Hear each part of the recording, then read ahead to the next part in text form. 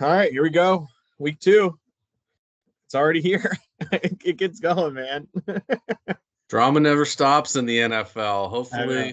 Hopefully Tua is all right. That guy, you Yeah. know, has Uh, dominated all the talk up to this weekend, and I'm sure it will be the talk of fantasy worlds next week too. yeah. I mean, I'm sure your group chats were popping off about that game, and then the moment they had with Tua. I mean, I hope the best for him, but it is not another good sign for Tua in his head.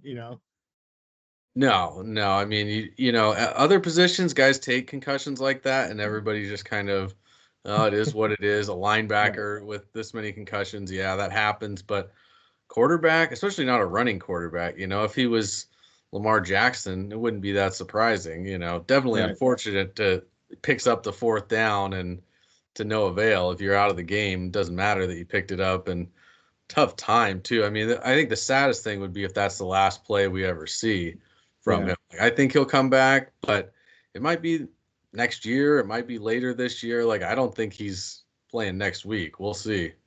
Yeah. It's definitely tough to watch. I mean, Tua was a leading passer last year. I don't know. It's going to be hard to talk about in our show. It's like, what do you do with the Dolphins, right? It's like his career over or not. I don't know. But my group chats before the Tua moment and after is the Dolphins are kind of overrated. I don't know.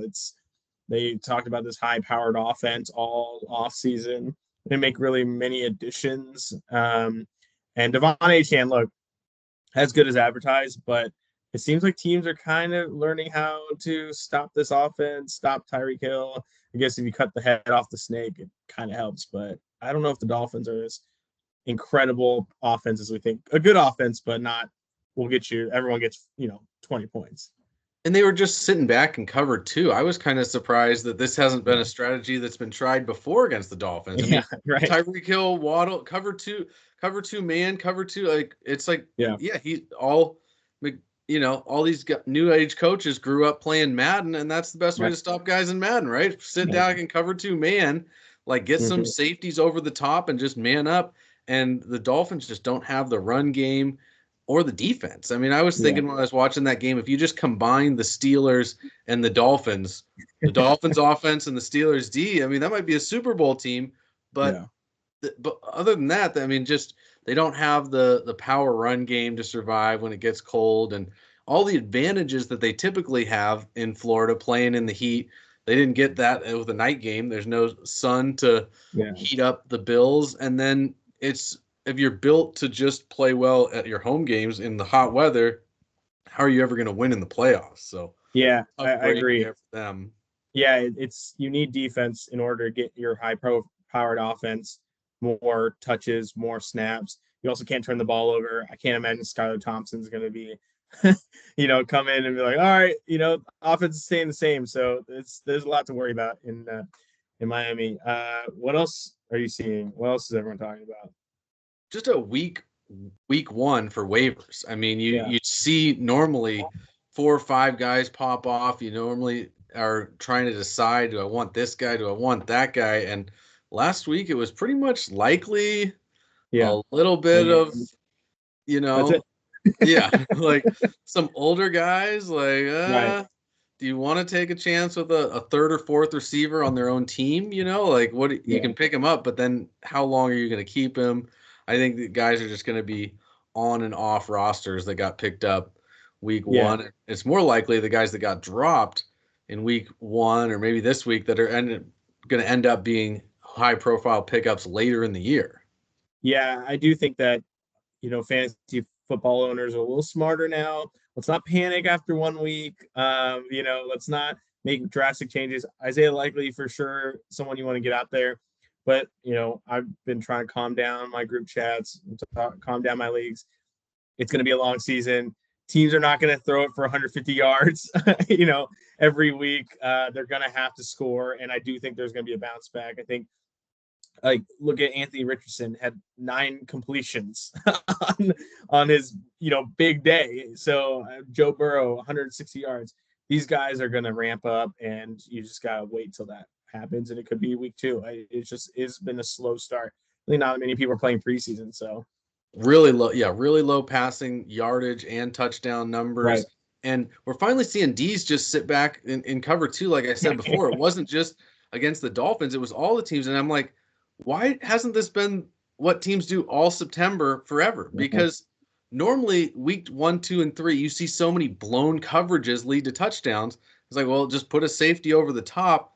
That avoids a lot of those issues. Like, let's just play a vanilla defense like we would in the preseason, because it basically is the preseason now with how little people are playing. So many guys that held out, didn't get the reps, not crisp passes. I mean, you saw that all over the NFL. And I didn't get the panic drops. I was hoping to see some good panic drops. I was like waiting. All right, I'm not going to make any moves, so I've got a good waiver to pick up these guys that get dropped. And there really wasn't many. I didn't see as many of these rookies that didn't have good games get dropped as I kind of hoped, or some of these wide receiver 3 and 4, 5s that just look horrible. I mean, all the guys pretty much outside of the top 25, what did they even do? You a guy like Xavier Worthy, 3 touches, and he looks like a gem, like a diamond. Oh, this guy's going to be top 30 now because what? One Because he game. had 3 targets? Like, Yeah, it is funny. A lot of people are overvalued and a lot of people are undervalued. We'll see where people like the Marvin Harrison Jr. owners in the world will be at some point. But certainly is a tough. You gotta just hang tight. Just trust. If you like that player, just trust that player is going to get targets. It's got to be a buy low. Buy low opportunities are out there right now. For sure. I got one guy that was giving me a little flack about this league we started. He's like, well, I guess with all the leagues I'm in, I can play in a wacky one. Yeah. Like, median scoring isn't the wackiest thing. I've been telling guys this is a modern league. It's not, this isn't your old school league. You've got fab for free agents, a median scoring, so you can be the second highest scorer in the week and get beat. And you're not going 0-1, you're going 1-1. So right. I like that rule. I've been a big fan. I think they'll learn to like it. I think it's going to be an acquired taste. Yeah, if you're 0-2, of course you're not going to like it. I mean, right. Who likes being 0-2? I may have done some poor messaging there. They were like surprised to see they were 0-2. I was like, I guess, maybe if you didn't know you were going to be 0-2 after your week 1 dud, be a little more pain. In my long-term league that I'm in for, over a decade, we finally convinced the league to change the median score. And after week 1, everyone was either 2-0 and 0 or 0-2, and they're like, it doesn't even work. I was like, it doesn't even matter. It's just a weird week. It was a weird week, and it was. It makes it even that much more difficult for our segments this week. Overrated, underrated. It's like I know. Like scratching my head a little bit of who is and who isn't. a few people moved up, but for the most part, it's like it's just the guys from the preseason. They're still kind of ranked pretty much where they were, and we'll have to get into it. You want me to go ahead and get started with some of the guys? Yeah, I think you go first, and I'll pick up after you. Do my dry run here. We're live here in about 20. You go first. They've got us in the control room. Hopefully, there's no breaking news. I don't want to have to curse us and go live early. Hopefully, nothing interrupts us here. Yeah. All right. So my first overrated guy for the week is Michael Pittman, and we saw Anthony Richardson's arm, but I don't think that helps him. He's coming in at 16. They're in Green Bay. It's going to be a slugfest, as I think both teams are going to try to run the ball. Love not going to play. And how's he still doubtful? Come on, put him out so I can put him in an IR spot, please. They're killing us. They're killing us today. But I just don't think Michael Pittman is Anthony Richardson's type of wide receiver. Like he loves the deep ball. He throws an incredible deep ball. I mean, every highlight and rerun of his deep ball just gets better and better when you see this guy isn't even standing on 2 feet. He's on his tippy toes. He's just chucking it with half an arm, and he's throwing it. I think they said 67 in the air. I mean, what a throw. But Michael Pittman, he wants an 8-yard curl. He wants to get a quick slant. And so if he doesn't get 10-plus targets, he's not going to be fantasy viable, especially not as a wide receiver, too. 16, way too high for him. I think he's more of a flex play, wide receiver 3. And I think he's just going to keep pushing further and further down because he's going to be a dink and dunk. He's almost going to put up tight end numbers. 4 for 40 Yeah. is kind of what I see Michael Pittman doing this year. Marvin Harrison Jr., time to panic? I think it might be. I think this guy didn't run for a reason, and it's because he's slow. Yeah. Not slow for a human being. I'm sure he could beat me and you in a race anytime, anywhere. I hope so. In the NFL, yeah, I don't think he's that fast. I mean, he's coming in at 15 this week, playing the LA Rams. Not a tough matchup, but I just don't see him being force-fed the ball in a way that everybody expected. If he's not getting high volume, he's not getting open, he's just not going to get the targets and look. And I think it's going to be more of that typical rookie progression that you see where they don't really come alive until November, December. I think it's going to take him a while, and he's either not running his routes as hard as he can, as fast as he can, because something's not right. Either, he's not sure about the play, second guessing, trying to set up corners, whatever it is, or worst case scenario, he really is just slow. And his dad was not a burner. A lot of people remember him as being just an amazing receiver, and he was. But it was because he was such a tactician. He was a great route runner. Yeah. And so everyone assumes, oh, his son's taller, he's going to be better. Well, we'll see. The same speed from the 90s, it doesn't stack up in the same way today. Today's corners, so fast, so big. Yeah. Just a different level of corner that you're playing these days. And so I think Marvin Harrison's going to be another guy that's getting pushed down as the year goes on. Real quick on Marvin Harrison, I do think you're going to Justin Jefferson took weeks to get better. I remember that year, his rookie year, one of the guys drafted him in our league and then dropped him after 2 weeks, 3 weeks, because he's like, well, this guy's not doing anything. And he finally came alive in like week 7, week 8. So to your point, that's a lot of rookies. That's how Odell Beckham started his rookie year. That's how Mike Evans started his rookie year. So we've just gotten spoiled lately, I think, with all these guys blowing up right away, when really it's much more likely that it's going to be a little bit later. Mm-hmm. All right, we've got Justin Fields. Number 8 quarterback for the week in Denver.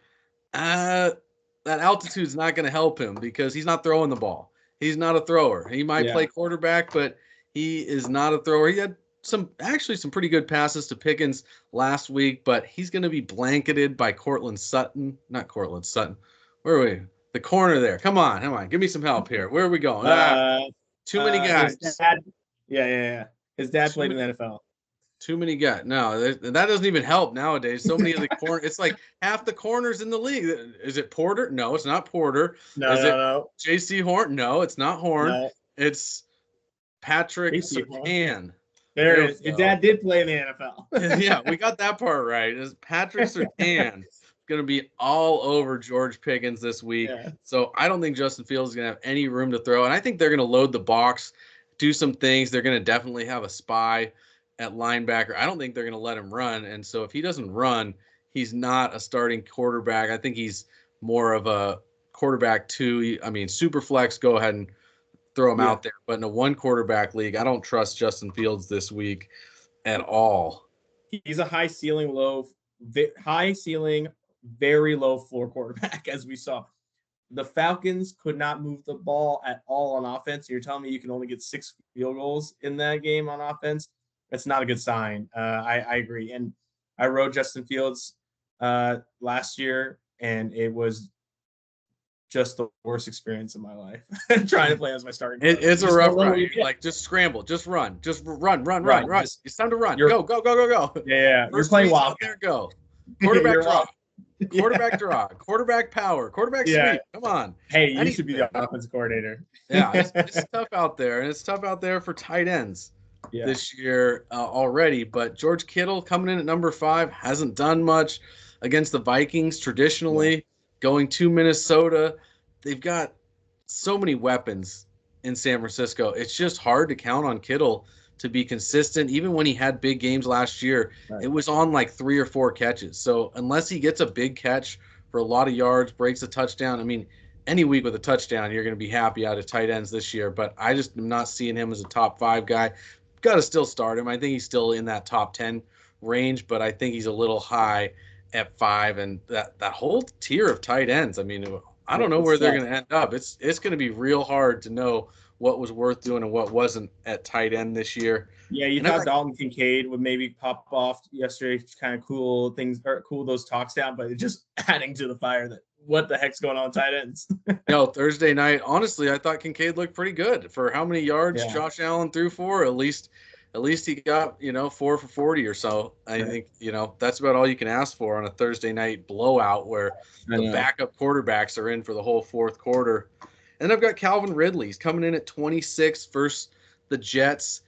And I think he's going to get sauced. He's going to get sauced up and down the field by Sauce Gardner. I just don't see him getting looks. I think he's going to get 2-3 targets. I just don't see him breaking free. Maybe if they put him in the slot, move him around a little bit. But Calvin Ridley's no young man out there anymore either. And on top of it all, he's got Will Levis throwing to him. So all bad situation for Calvin Ridley this week against the Jets. Look, I don't want to talk bad about Will Levis, but I may or may not have put a good amount of money on the Tennessee Titans, and to watch him collapse in the fourth quarter was the worst. You could not have played quarterback worse in one quarter, but neither here or there. I think the coordinator said they should have just punted on 1st and 10. They wouldn't have done much better. They probably would have won still. Would have had a better chance at winning, or just run the ball. Just feed Pollard and Spears. Yeah, I mean they're good. All right. Producers say we have only about like 15 more minutes, so we got to run through mine real quick. Looks Alvin Kamara at number 7 against Dallas. I think we got to take a step back on New Orleans, and let's remember they were a struggling offense last year. Throughout the year, they're not playing Carolina every month or every week. I think the Dallas Cowboys are a little bit better team than the Carolina Panthers. I think they're gonna have a game plan for Kamara. I think also that Taysom Hill's going to sneak in some, and Jamal Williams. We saw him come back. He's a goal line thief, really.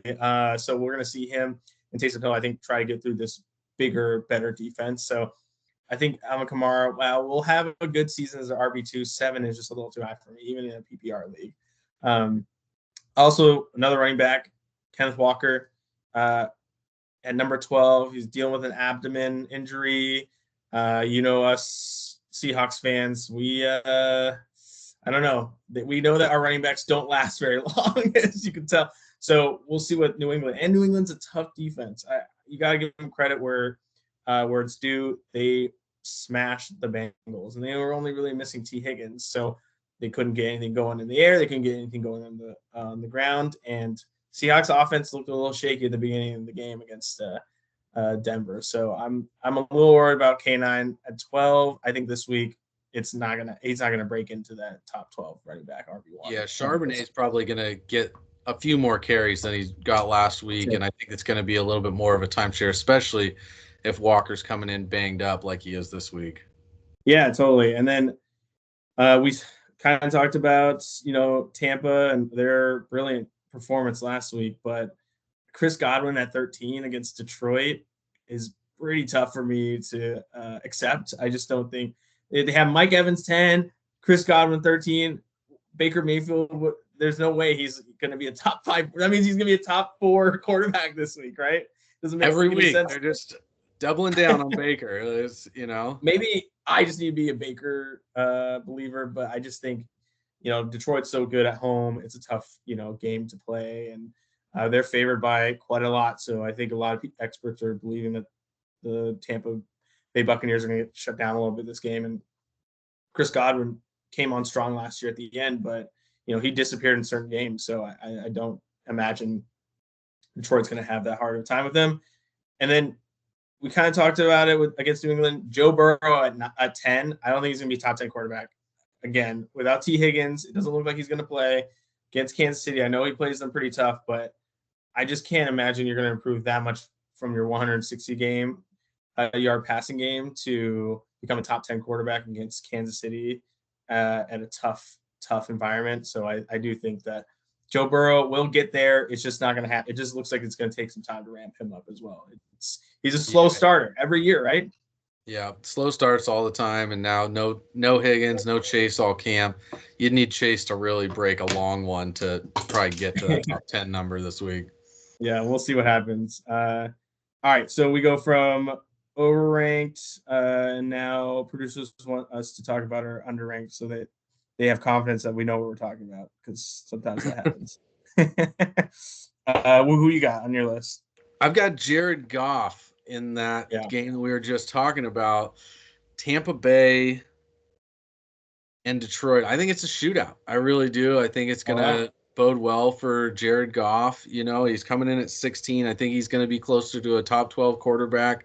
Got confidence starting him. I'm starting him myself this week over Caleb Williams. So riding the hot hand. And you don't want Caleb Williams after that first game? You know, I'm gonna let him just see if he can figure it out. See what he can do out there before we bank on that, because I saw some highlights of him that looked great in this week, but they were from the preseason. So you know, week one was not the same preseason for him. So give him a little bit more time. But Jared Goff, he's got Jameson Williams now, and this guy is a burner. Finally. We didn't even see Laporta or Amon-Ra involved. I think between the three of them, you know, 300 yards is a lot more doable than it was for him in years past. I think he's going to have a big week, and I've got him as a top 12 quarterback versus Tampa Bay.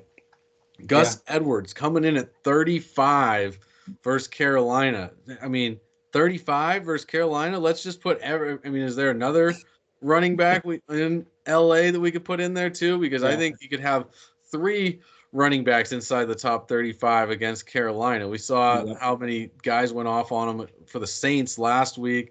Looks like Carolina's 2, 3, 4 years away. I don't know. It's looking bad. It doesn't seem like they turned the corner.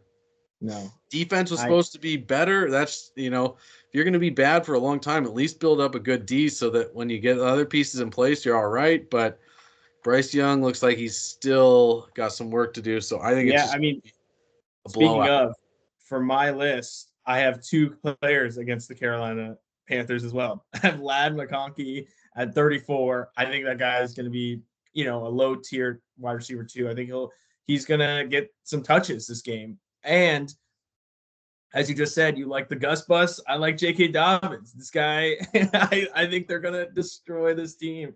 They have to. John Harbaugh is going to come out and show, hey, I still got this incredible offense. I mean, remember him with Kaepernick? Like, he reinvented a lot of offensive schemes in the NFL, and I'm sure he's like, I still got it. So let me show you what I got against the worst team in the NFL. Defense and running the ball. Amazing how well it can work for you. Just switching pretty much just 180 on what that team was last year. And, you know, speak of Justin Herbert, same thing. Just keep a quarterback and we'll be all right. Like, we've got a quarterback. We don't need to actually go out and try to score a bunch of points. We're just going to run clock and control the game. It's an old school game there.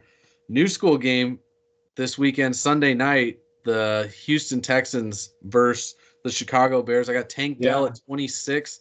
I think Chicago's outside corners are where their strength is, so I think it's going to be a bigger game for Tank Dell. I think he bounces back, finishes as a top 20 wide receiver. The slot is where I think you're going to attack the Bears defense, and so Stroud, too good of a quarterback to be held down. If his outside guys are covered, he's just going to hit Tank Dell all day, I think.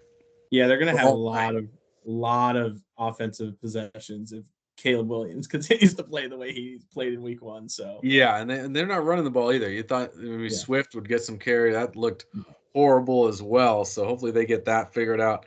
Isaiah Likely coming in at 10.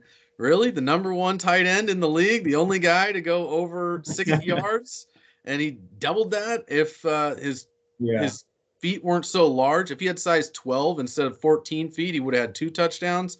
So crazy. You know, I think this guy is easily inside the top 10. They've got him at 10. I'd put him ahead of George Kittle for that matter. Like, I think that Isaiah Likely is going to be closer to a top 5 tight end. And I think the real question is going to be, is it him or Mark Andrews every week? You know, if the coverage is all over Andrews, it's going to be a Likely week. If they decide to start covering Likely up, then it's going to be an Andrews week because they just don't have enough at wide receiver. Last guy I've got Wan'Dale Robinson all the way down at 47 at the Commanders. Hey, they got to get the ball to somebody. Daniel Jones can't throw deep, so dink and dunk Wan'Dale in the PPR leagues. I have no problem starting him as a flex or wide receiver 3 if you got him. Yeah, I mean, the Giants aren't good, but the Commanders are worse on defense. So I definitely like a couple players here this week on the Giants probably won't hear me say that a lot often. I mentioned the two Chargers that I like. We just like the Chargers, if anyone wants to know that. But I love Brandon Ayuk this week, number 22, Minnesota against Minnesota. I just think he's finally got some reps. They limited him on certain plays. I think 22 for a guy who's going for a wide receiver 1 value is going to be much higher than that. I do like Dak Prescott at number 12 against New Orleans. Dak Prescott looked sharp. He looked like he was just paid. He just didn't have to do anything against the Cleveland Browns on Sunday. So I do think there could be some sort of shootout if New Orleans' offense holds up to be what at least a fraction of what it is. I do like Dak Prescott to show everyone why he was worth that money. So I think this will be a big game for him. And then, as you said, you like Wan'Dale Robinson. I like Malik Nabers. I think he's, rookie wide receiver that people are really high on. I think this is an opportunity for him to show, and you can be a little, rookie-ish in types of games like this against terrible defenses like the Washington Commanders. So I do like the Giants players there as well. So a couple of good players. I hope we help, because last time we did this, I said Joe Mixon wasn't going to have a great week, and he had a pretty damn good week. So hopefully nobody listened to us on that one. Yeah. Producers scrap that if it doesn't. Right. We're just not going to do that one next week if it keeps going. But yeah, you got some guys in Dynasty you're trying to trade for?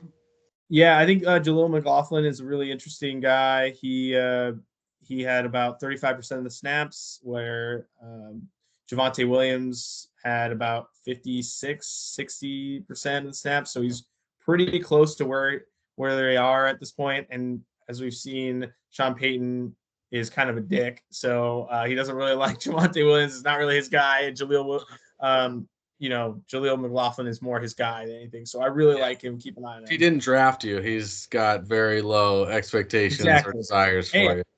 I get it. But, I do think Javonte still has a spot in the NFL. I like JSN. JSN played a lot of snaps, played actually more than Tyler Lockett, which is a good sign. Geno Smith just didn't look very good that game outside of throwing to Tyler Lockett. So you can really buy low on Jackson Smith-Njigba here. And then I like Greg Dortch. I think everyone saw how big of a game he had. Marvin Harrison Jr. is not going to really step into that role yet. And so it looks like someone's got to take some targets. So it'll be Greg Dortch early.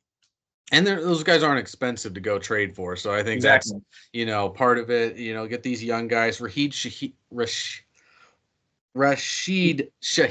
Yeah. Let me get it right there. Rashid Shaheed is a guy that I like watching straight down the sideline. He's got the speed, but he's locked into a nice role now. So I think he's a guy to go out and target. He's going to be a nice bye-week fill-in, wide receiver 3, flex play, huge upside too. So, and just a fun guy to watch. He's got that return ability as well. Wan'Dale Robinson, talked about him before. I think the writing's on the wall. I don't think Daniel Jones is going to be there for too long. A quarterback change is going to make him a much better. What makes you think that?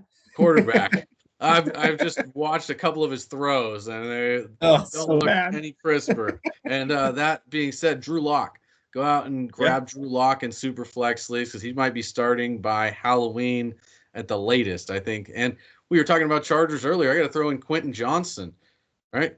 I mean, this guy's big guy, underrated. Buy low on this guy while you still can. He might not turn into anything, but you don't have to give up much for him. So another guy that I think could be solid. So we got a show to do, huh? Oh, yep. Close. Getting close. Hey, and you know what else we've got? What's that? We've got a new pack conference. I don't know if it's going to be the pack 6, the pack Give me the 6-pack. Give me the 6-pack. The 6-pack. I think they got to be 8 just to be legal. So I think they're going to grab a few more. I think they're going to try to grab University of Idaho and maybe a couple others. Since you're based out on the West Coast, I'm based out in, I don't know, bumfuck nowhere. I would like a team somewhere closer to me. Everyone's on the pack. I get it, but come on, give me somewhere I can travel. That'd be great. Yeah, no, I mean they gotta build a conference somehow. So it's piece by piece, but at least they did it. We live on. Win for Washington State. Oh, what do we got? All right. A few seconds. Yep. Going live. All right. Floor director? Nope, still no floor director.